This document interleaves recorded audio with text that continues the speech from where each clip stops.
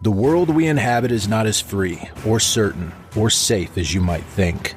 The things that you believe to be unassailably evident are little more than shadows dancing behind a curtain, a masquerade crafted and dutifully upheld by an organization known as the Foundation. The file you are about to hear contains containment procedures, descriptions, testing logs, historical and in some cases first-hand accounts of the anomalous objects the Foundation serves to secure, contain, and protect. Its contents have been thoroughly scrutinized by the Ethics Committee and approved by the O5 Council for release to trusted associates of the Foundation. This is SCP Unredacted.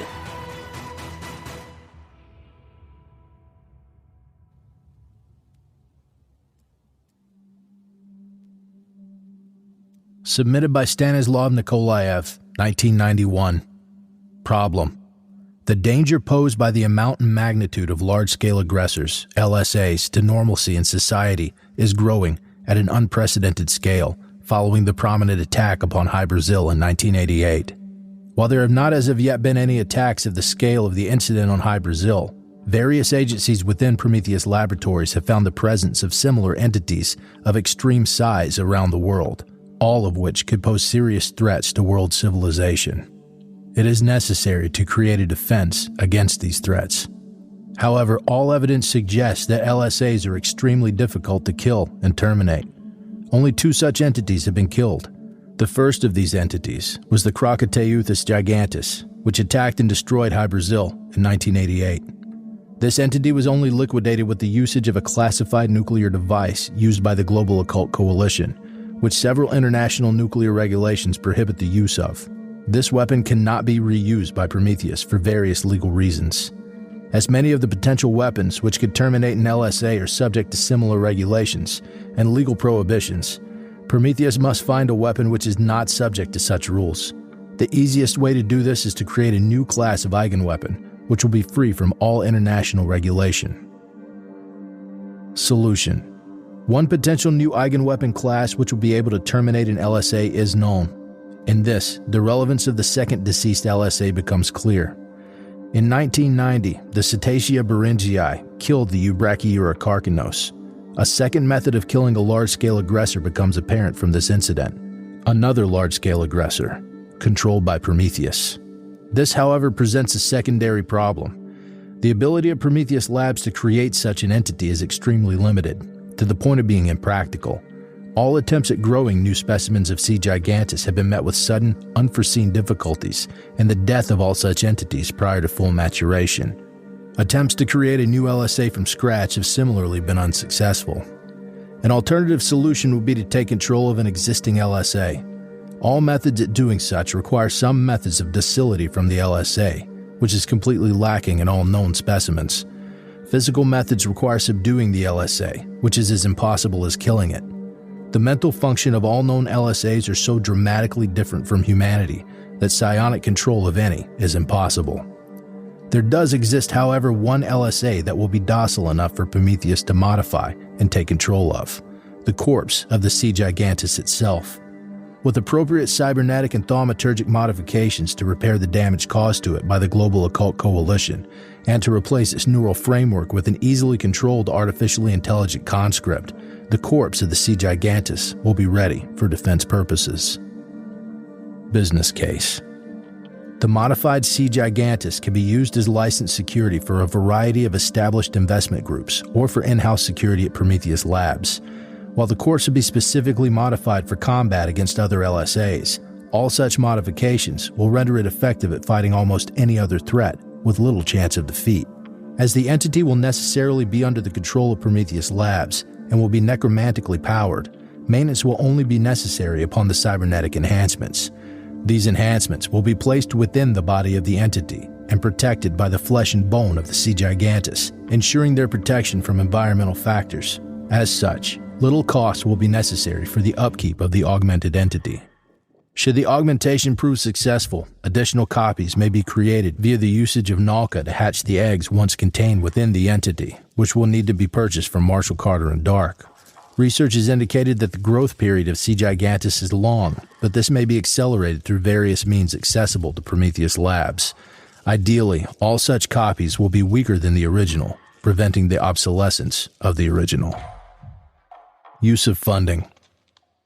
The primary use of the funding requested will be to purchase the corpse of the C. gigantus from Marshall Carter and Dark Limited.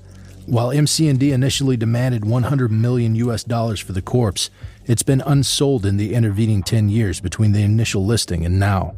Storage costs are prohibitive, indicating the price may be negotiable. The augmentation of the corpse will be both cybernetic and thaumaturgic.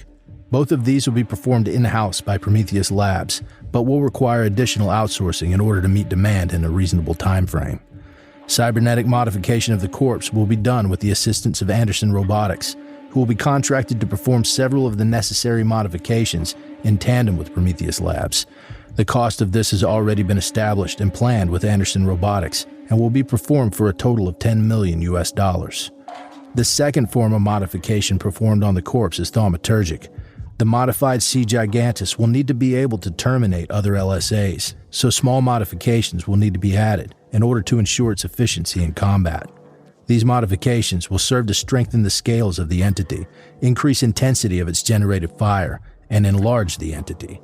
To perform this, Nalka flesh crafters will be contracted to perform the necessary rituals. This will cost $500,000.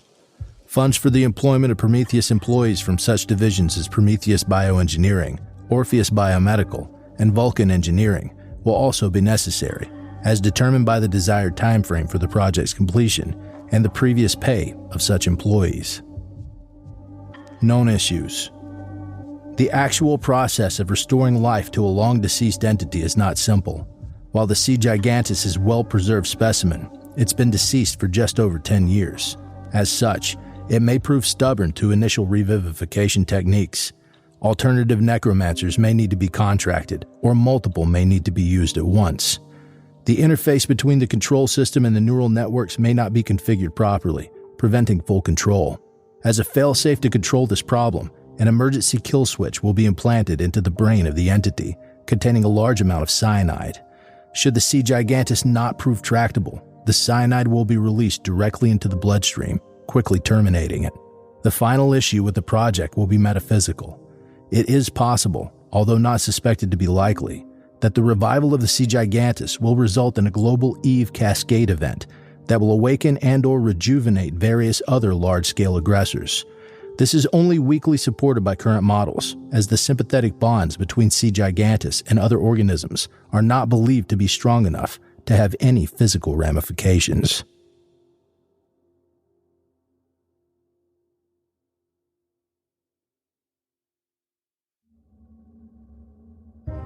Thank you for listening to this podcast. If you like what you hear, follow the link in the description to patreon.com/scpunredacted and help support me by becoming a patron for as little as $3 a month.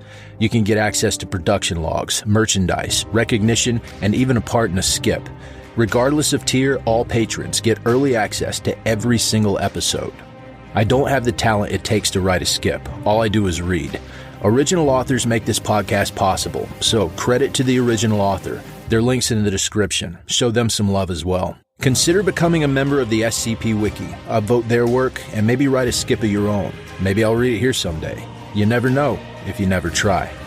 The content of this podcast and content relating to the SCP Foundation, including the SCP Foundation logo, is licensed under Creative Commons Sharealike 3.0, and all concepts originate from scpwiki.com and its authors.